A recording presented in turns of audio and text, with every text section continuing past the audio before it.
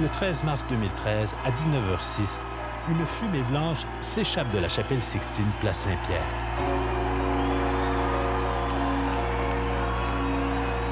Les cardinaux réunis en conclave viennent d'élire un nouveau pape. Habemus Papa.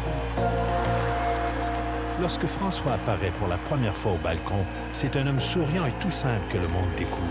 Fratelli e sorelle, buonasera.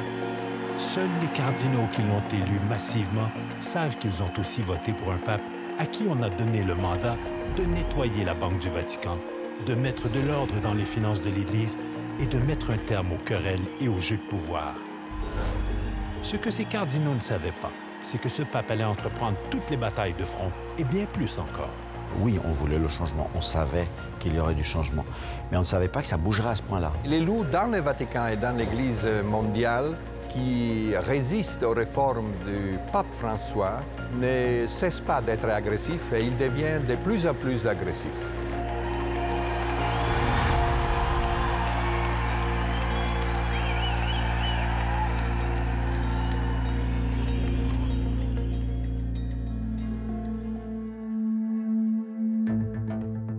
En février 2013, lorsque Benoît XVI démissionne, on dira que ce vieil homme n'avait plus l'énergie pour diriger l'Empire catholique. Mais se pourrait-il qu'avec des fuites de documents confidentiels, des trahisons et des querelles à n'en plus finir, Benoît XVI n'avait tout simplement plus le contrôle sur la curie romaine, le gouvernement de l'Église catholique? On espérait un changement, oui, bien sûr. On savait qu'il fallait un changement profond dans la curie, qu'il fallait un regard courageux et plein de vérité sur les finances pour qu'on arrête d'avoir des doutes et des soupçons. On ne sait pas si c'était bien, si c'était pas bien, mais on n'aime pas que ce soit pas clair. Les cardinaux veulent donc mettre de l'ordre dans cette institution. Le 13 mars 2013, celui qu'ils vont choisir a donc un mandat. On peut employer ce terme politique de mandat parce que vraiment il a été élu avec cette attente qu'il n'a pas oubliée. C'est un patron alors qu'avant on avait un pape qui régnait, maintenant on a un pape véritablement qui gouverne. Et c'est la grande différence. La curie romaine a désormais un patron sur le dos et ça c'est un grand changement. Le changement, comme le dit Sébastien Maillard, il devient évident dès le premier soir lorsque le cardinal Bergoglio est élu. Buonanotte e buon riposo.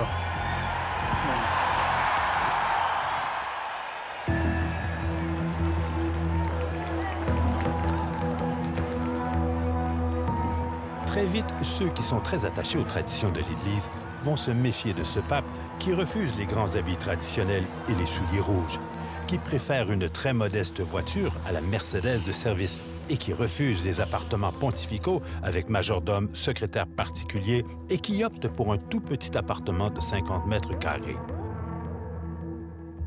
Décidément, François ne fait rien comme ses prédécesseurs et surtout, c'est lui qui décide. Oui, il est très libre et très personnel aussi dans l'organisation de son agenda, oui, naturellement, car il avait vraiment pris des attitudes qui sont nouvelles pour le fonctionnement quotidien du Vatican. Mais aussi le fait de n'avoir plus un secrétaire personnel à temps plein qui le suit dans toutes ses activités.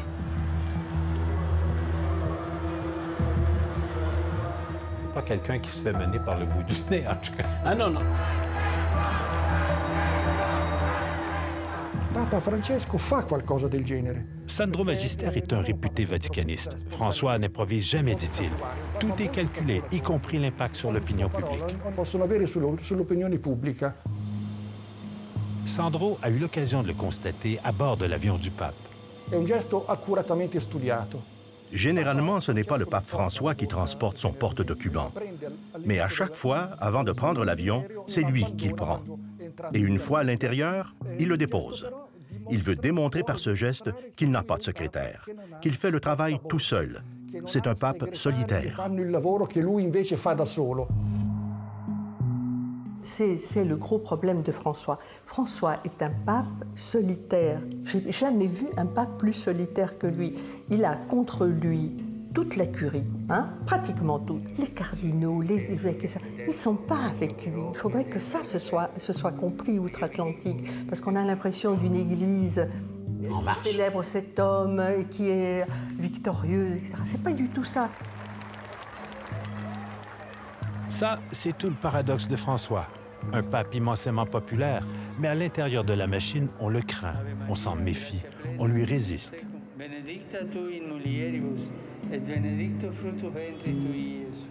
Les dizaines de milliers de personnes, quelquefois les centaines de milliers de personnes que vous voyez sur la place Saint-Pierre pour l'Angélus ou le mercredi, le jour des audiences, ce ne sont pas forcément des catholiques, ce ne sont même pas généralement des catholiques. Ce sont des touristes attirés par l'image du pape. Alors ils viennent, ils écoutent.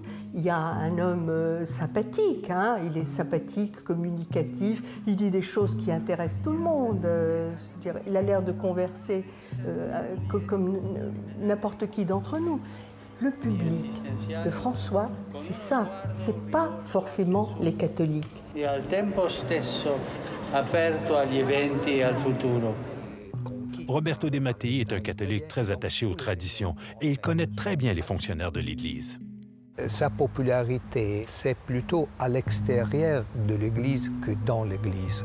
Moi, je vis à Rome, j'ai des contacts fréquents avec la curie et je peux dire que l'atmosphère générale, c'est une situation en général de résistance ou quand même de perplexité, de réserve envers le pape François. On n'arrive pas à comprendre qu'est-ce qu'il veut. L'antidoto. Ce qui saute aux yeux, c'est ce profond fossé qui se creuse entre le pape François et son entourage. Una curia che non si autocritica, che non si aggiorna. En décembre 2014, François réunit ses troupes vaticanes pour les bons vœux de Noël. C'est une tradition. Dalla gente povera e semplice che aspettava la salvezza del Signore. Les cardinaux auront plutôt droit à un discours âpre et sévère. François leur fait la liste des 15 maladies dont serait atteint son clergé. Sono malattie più abituali nella nostra vita di curia. Sono malattie e tentazioni che indeboliscono il nostro servizio al Signore. L'Alzheimer spirituel, la rivalité, la vanité, la médisance, l'indifférence, l'accumulation des biens, l'avarice. François cogne sur les habitudes et les privilèges et les dépenses des cardinaux ahuris. Une partie des cardinaux aujourd'hui ne serait plus prêts à voter pour Bergoglio. Marco Politi est auteur, essayiste et journaliste. Il a accompagné Jean-Paul II, Benoît XVI et François aux 4 coins du monde. Ce qu'il constate, c'est qu'il y a aujourd'hui des cardinaux de premier plan qui publiquement s'opposent à François, du jamais vu. Le cardinal Burke, par exemple, a dit qu'on a la perception que la barque de Saint-Pierre n'a plus de gouvernail. Alors, le pape dit que l'Église doit être un hôpital de champs. Et le cardinal Müller dit « mais l'Église n'est pas un sanatorium, c'est la maison de Dieu ». Où le cardinal Müller va répéter de jour en jour « ce pape n'est pas un théologien, on doit l'aider ». Des cardinaux et des évêques ont publié des livres et même déclenché de vastes pétitions pour s'opposer au projet du pape François. Un véritable affront. Dans la curie, certainement, on a fait une sorte de sondage populaire, pas scientifique, mais on dit qu'il y a 20% qui sont pro-Bergoglio, il y a 10% qui sont contre François et il y a 70% qui attendent le prochain pape. Mais aussi dans les paroisses de Rome, les prêtres qui sont ouvertement en faveur du pape sont en minorité. Le premier mandat de François, dit-on, c'est de régler la question de l'Institut pour les œuvres de religion, mieux connu comme la Banque du Vatican, l'équivalent d'une banque offshore ou extraterritoriale qui avait très mauvaise réputation, opaque et secrète, en principe réservée aux religieux, mais pourtant soupçonnée d'être une formidable machine à laver l'argent sale. Benoît XVI a voulu réformer la banque et pour ce faire, il a recruté ce banquier, Ettore Gotti Tedeschi. Benoît XVI lui a donné toute une mission. Nous devons être pas seulement transparents, nous devons être exemplaire. Tedeschi a donc mis en place une réforme radicale pour lutter contre le blanchiment d'argent et le financement des groupes terroristes. Et puis, sans crier gare, Tedeschi a été contraint de démissionner. Pourquoi? Quels intérêts Tedeschi a-t-il bousculé? S'il vous plaît, ne me demandez pas qui sont les responsables de tout ça, parce que je ne peux pas vous répondre. Nous avons retrouvé Tedeschi à Milan, un homme déçu. Il aurait bien aimé parler au pape François pour lui expliquer. Je vais demander d'être interrogé par une commission de confiance du pape. Ça ne s'est jamais passé. À ce point, j'arrive à une conclusion que l'Église ne veut pas connaître la vérité, ou ma vérité ne veut pas la connaître. François ne convoquera jamais Tedeschi, mais il va pousser de l'avant les réformes et il nomme René Brulard, président de l'Autorité d'information financière, le James Bond des finances. Écoutez, vous dites que la Banque du Vatican est une machine à laver l'argent sale. Mais en réalité, depuis fin 2010, au Vatican, il y a une loi contre le blanchiment d'argent. C'est une première. Et cette loi a été complètement revue en 2013. C'est certain, les changements ne plaisent pas à tout le monde. C'est pour cela qu'il est important de communiquer, d'expliquer ce que l'on fait, comment on le fait également, les conséquences. De fait, dans les 2 ans qui vont suivre l'élection de François, 4 935 comptes ont été fermés à la Banque du Vatican. C'est le quart de tous les comptes. Difficile de s'imaginer que François ne dérange personne, surtout quand le pape laisse entendre qu'il pourrait fermer simplement la banque. Saint-Pierre avait-il un compte en banque, se demande-t-il? Non è un papa convenzionale, ma è un rivoluzionario. Pour le célèbre juge antimafia, Nicolas Gratteri, ce pape n'est pas un pape conventionnel, mais un révolutionnaire. Si on considère la réforme économique de la Banque du Vatican, le blanchiment d'argent, et que le pape affirme « est-ce vraiment nécessaire d'avoir une banque ?», là, je vois un danger pour lui.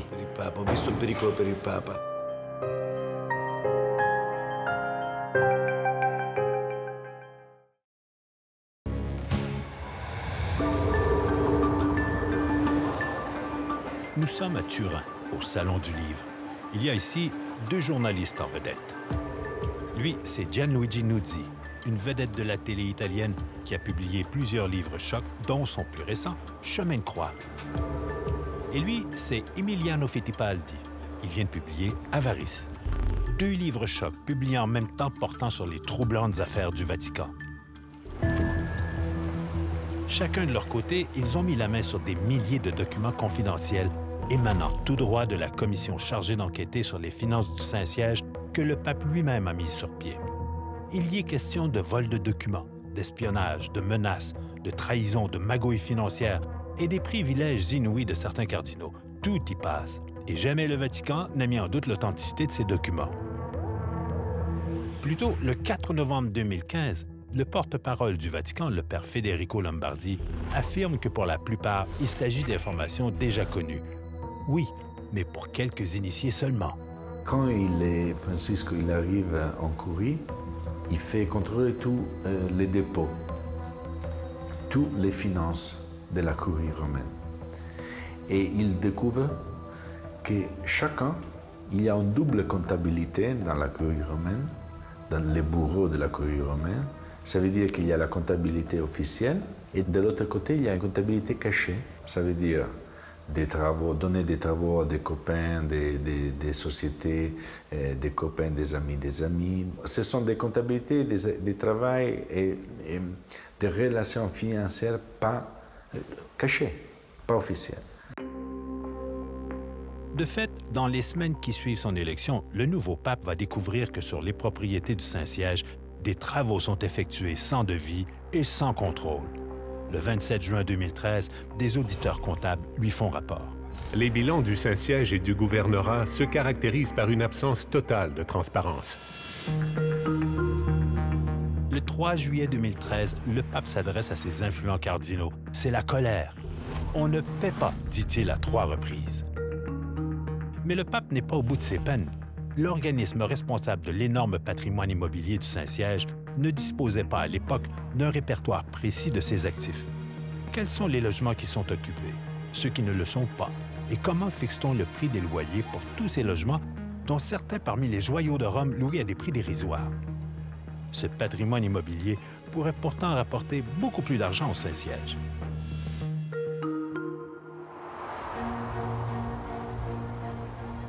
Les cardinaux qui travaillent au gouvernement de l'Église à Rome ont droit à certains privilèges.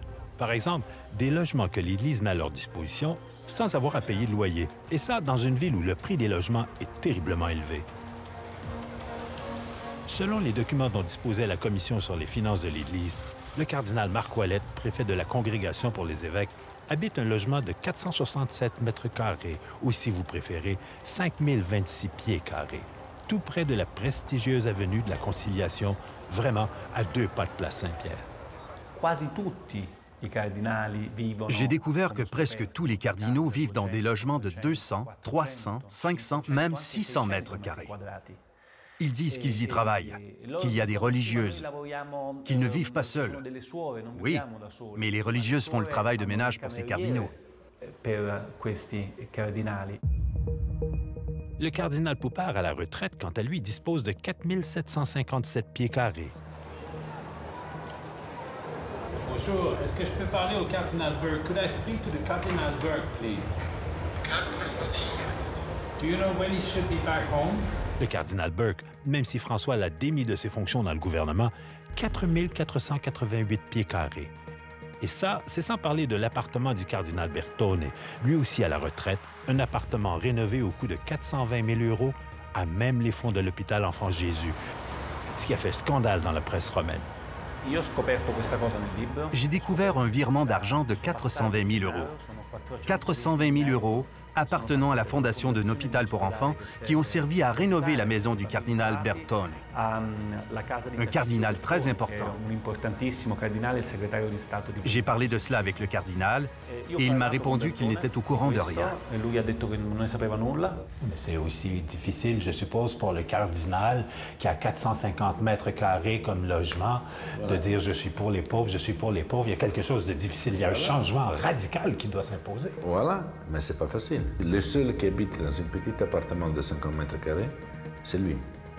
Perché lei, tu, hai rinunciato a tutte le ricchezze di un papa come un appartamento lussuoso oppure una macchina enorme, invece è andata in un piccolo appartamento nelle vicinanze,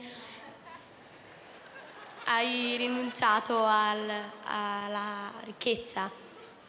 Ma non è soltanto una cosa di ricchezza, per me è un problema di personalità, no? Quello è. Ma questa domanda me l'ha fatto un professore, ma perché lei non va a abitare là? Io ho risposto, ma mi senta professore, per motivi psichiatrici. Perché ma è la mia personalità. E poi credo che sì, i tempi ci parlano di tanta povertà nel mondo, questo è uno scandalo. La povertà del mondo è uno scandalo. Ce matin, on va faire pour les charités papales et la semaine prochaine, on fera la quête spéciale du dimanche pour la paroisse. Chaque année, dans toutes les paroisses de la planète, une quête est organisée. Elle est dédiée aux bonnes œuvres du pape. C'est ce qu'on appelle le denier de Saint-Pierre. Eh bien, les documents secrets de la commission créée par François nous apprennent qu'en 2012, le denier de Saint-Pierre a permis de récolter 53 millions d'euros, c'est-à-dire tout près de 80 millions de dollars. C'est beaucoup d'argent pour une seule quête. 67 % de cette somme a été dépensée pour renflouer les coffres de la curie, du gouvernement de l'Église. À peine 20 % est allé à la cause des plus démunis. J'ai été surpris de découvrir que l'Église est encore très riche. La façon dont les cardinaux utilisent l'argent qu'ils reçoivent des fidèles du monde entier n'est pas utilisée pour aider les pauvres ou les plus démunis. Elle est utilisée pour leurs dépenses personnelles. La structure du Vatican est très coûteuse.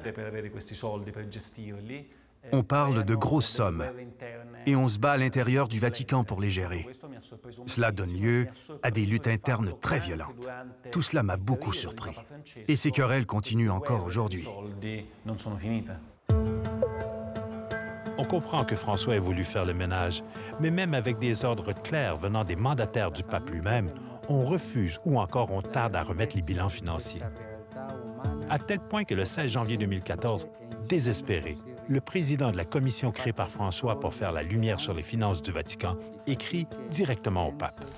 Votre Sainteté, je suis au regret de vous informer que votre commission n'est pas en mesure de dresser un état des lieux exhaustif de la position financière consolidée du Saint-Siège. Nous avons demandé à Monseigneur Parolin une liste des comptes courants de la Secrétairerie d'État et enfin des informations sur quelques autres comptes, par exemple celui du denier de Saint-Pierre. Nous n'avons rien reçu. Autrement dit, même si la demande vient du pape, on lui fait barrage.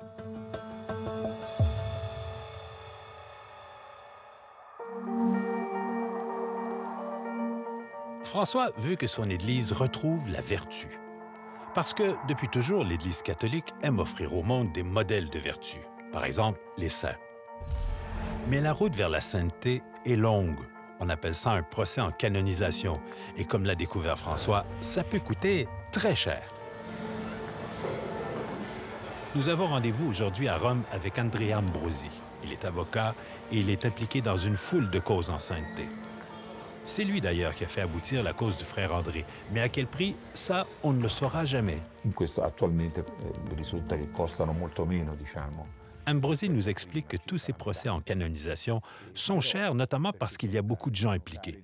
Il faut faire des enquêtes, consulter des experts, se déplacer, et puis... Les congrégations religieuses, elles sont tellement passionnées par la cause que le prix, les dépenses, les coûts, tout cela passe au deuxième plan. En fait, ce que va découvrir François, c'est que les prix à payer pour une cause en canonisation sont hors contrôle. Certaines causes auraient coûté jusqu'à 750 000 €, comme celle de la béatification du prêtre italien Antonio Rosmini. Alors, pour faire la lumière sur ces millions de dollars qui virevoltent autour des futurs saints de l'Église, François va autoriser le gel de tous les comptes courants des avocats impliqués dans ces causes, notamment ceux d'Ambrosi. On a gelé vos comptes pendant un certain temps. Comment vous avez réagi quand vos affaires à vous ont été ciblées par le Vatican? Et vous, comment savez-vous que mes comptes aient été gelés? C'était dans mes livres, c'est dans Nuzzi, c'est un peu partout. Je peux comprendre qu'on ait gelé les comptes, car naturellement, il fallait savoir quelle était la provenance exacte des sommes qui se trouvaient dans les comptes. Alors pour moi, cela ne m'a pas particulièrement perturbé en tant que tel. C'est juste le fait de ne pas avoir été averti, c'est ça. Les comptes d'Andrea Ambrosi ont été rétablis depuis. Mais non sans que François impose des changements radicaux dans la promotion de la cause des saints. Transparence, reddition de comptes, bilan financier. En fait, François a brisé un système. Aujourd'hui, en principe, devenir saint devrait coûter passablement moins cher. Disons que les prix ont baissé. On n'a plus la latitude qu'on avait auparavant. Je dirais le pouvoir, l'autorité d'exiger certaines sommes, certains honoraires. Il y a maintenant un plafond, une limite qu'on ne peut pas dépasser. Ce qui fait que maintenant, c'est beaucoup moins cher. Environ la moitié de ce que ça coûtait.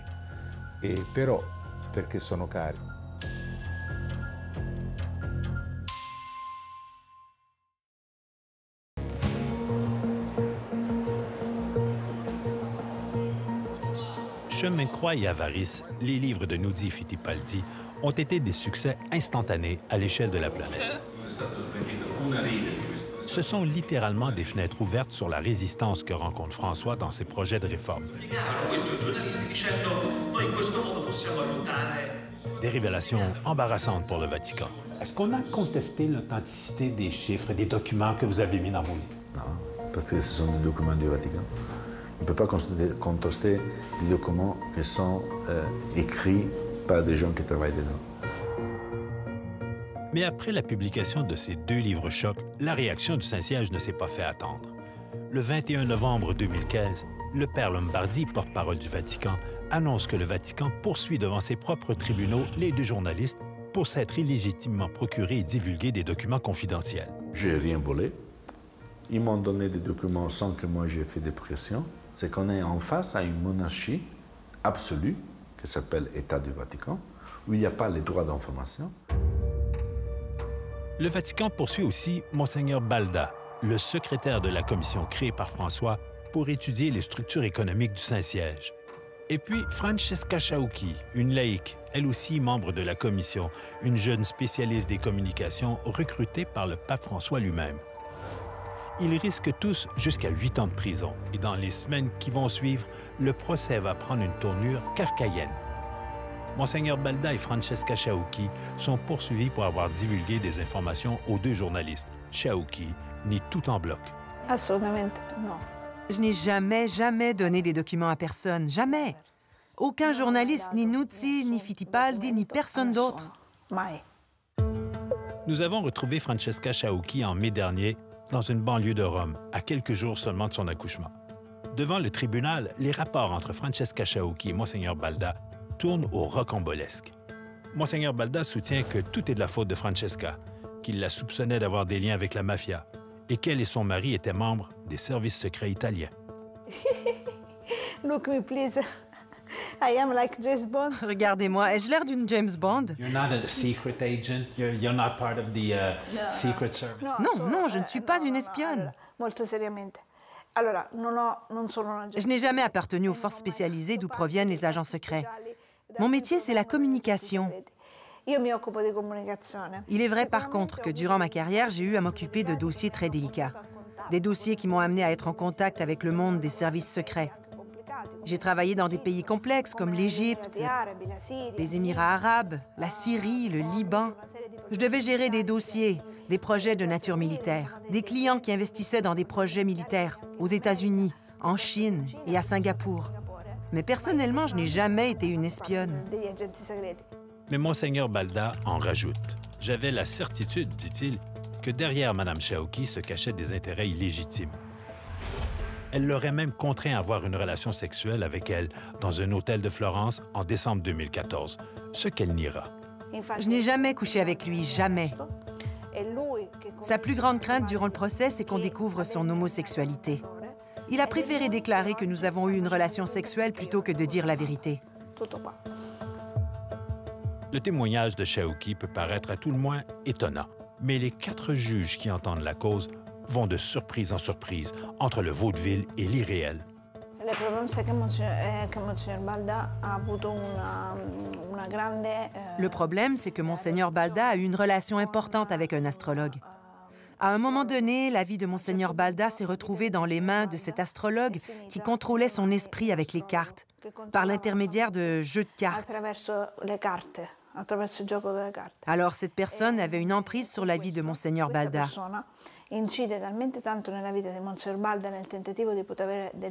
Il espérait lui extorquer de l'argent. Lorsque Monseigneur Balda était en prison, cet astrologue avait envoyé un gâteau à Monseigneur Balda dans lequel était dissimulé un cellulaire. Il voulait le contrôler même durant sa détention.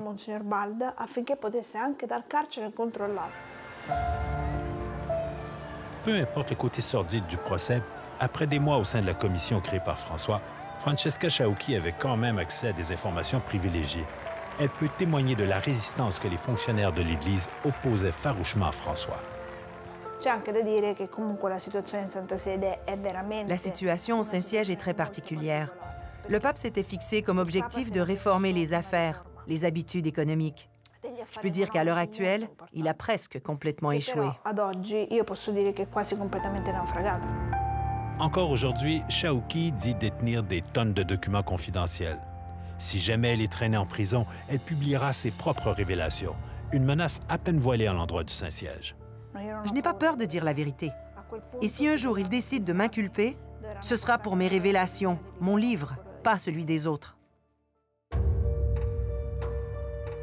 Le 7 juillet 2016, après 8 mois de procès rocambolesque, la sentence est tombée. Le tribunal de l'État de la Cité du Vatican a condamné Francesca Chaucchi à 10 mois avec sursis. Monseigneur Balda, ex-secrétaire de la commission de François, devra purger 18 mois de réclusion. Quant aux 2 journalistes, nous dit Fittipaldi, le tribunal a statué qu'il était incompétent pour les juger, ce qui évitera au Saint-Siège et au pape François de se retrouver empêtrés au cœur d'un débat sur la liberté de presse.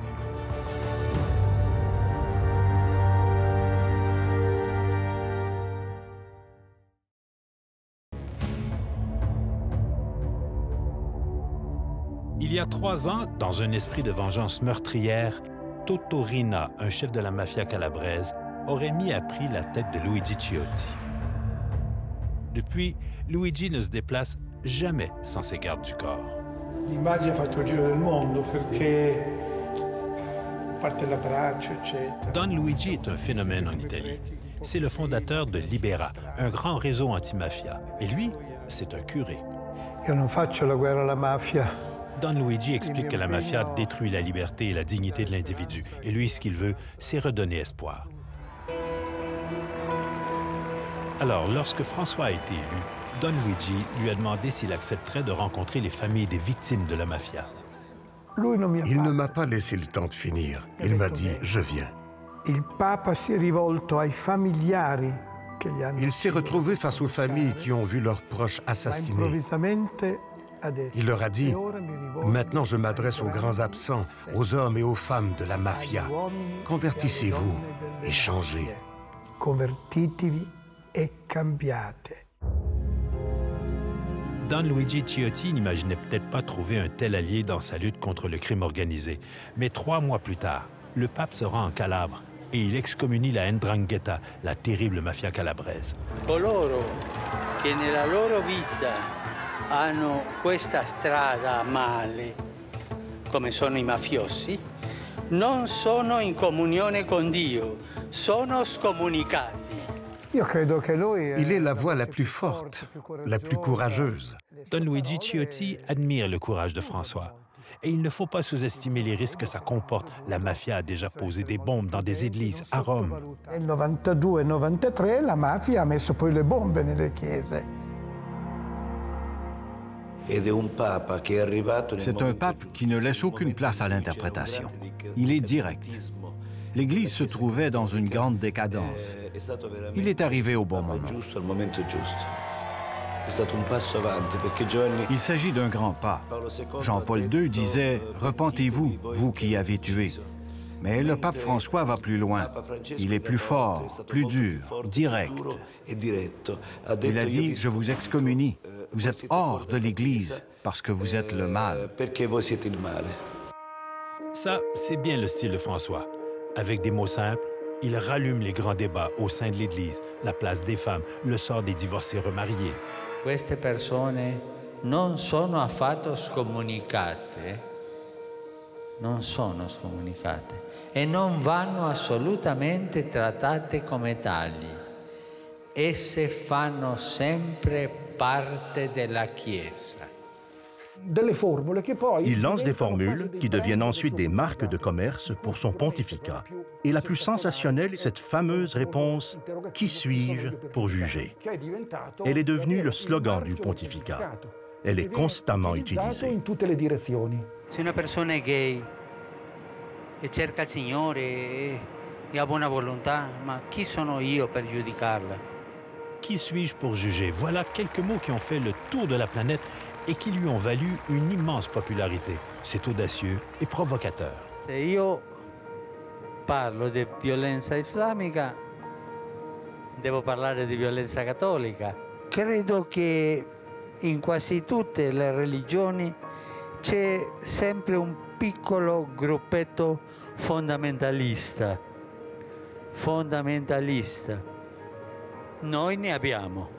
Mais ce qui lui vaut cette popularité déclenche aussi une terrible méfiance chez ceux qui doutent de la validité de son pontificat. C'est la confusion. On permet à la confusion de croître. Et c'est vraiment dommage. John Henry Weston est cofondateur de Voice of the Family, la voix de la famille, un organisme très attaché aux valeurs catholiques. Certains diraient d'ailleurs plus catholique que le pape. Par exemple, Weston a signé avec des cardinaux et des évêques une pétition pour supplier le pape de ne pas ouvrir la porte aux divorcés qui se sont remariés. Une pétition signée par plus de 879 000 catholiques, du jamais vu.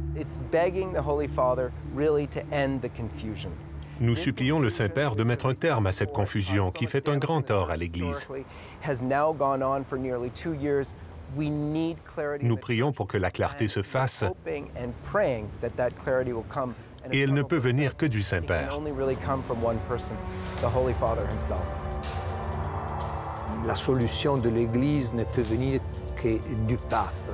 Mais le problème, c'est qu'aujourd'hui, avec Pape François, le pape n'est pas la solution de l'Église, mais c'est une partie du problème. Les vrais catholiques italiens que je connais ont des doutes sur ce type de comportement, sur son côté, je ne sais pas comment dire, démagogique, son côté curé de campagne, le côté Don Camille, pour dire aussi à l'italienne. Alors ce côté-là, pour le catholique authentique, ça pose un peu problème parce que pour eux, la foi, ce n'est pas le spectacle. C'est comme si avec François apparaissaient maintenant deux églises en chien de faïence, peut-être irréconciliables. Ce que craint l'Église catholique plus que toute autre chose, c'est le schisme. Je vous dirais qu'à un moment donné, je me suis demandé s'il n'y aurait pas une fraction des catholiques qui se mettent à rêver d'un schisme. Une séparation, une déchirure. Un schisme, une déchirure avec une partie des catholiques, avec Benoît et l'orthodoxie, et le vrai pape, et l'autre partie catholique et moins catholique avec le moins vrai pape. Quand on parle d'un schisme, ce mot signifie une division, une rupture à l'intérieur de l'Église. Je vois ça, c'est-à-dire je vois une confusion qui monte à l'intérieur de l'Église catholique. Une confusion dans laquelle on perd l'unité centrale, l'unité de la doctrine, l'unité des sacrements, l'unité de la foi. Et je pense que c'est ça qui va se passer, c'est-à-dire nous trouvons vis-à-vis d'un processus de dégradation morale, de détérioration intellectuelle qui remonte peut-être à l'époque du Concile Vatican II, peut-être 40 ans, 50 ans, je ne sais pas, mais qui s'aggrave. Mais à un certain moment, tout ça va éclater. Et dans le moment que ça éclate, la crise va être très rapide et très violente. Je pense que la bataille plus difficile de Francesco aujourd'hui, ce n'est pas contre la corruption. Ce n'est pas contre les gens qui font des blanchiments d'argent, la mafia. Non, je pense que la bataille plus difficile, c'est contre la mentalité.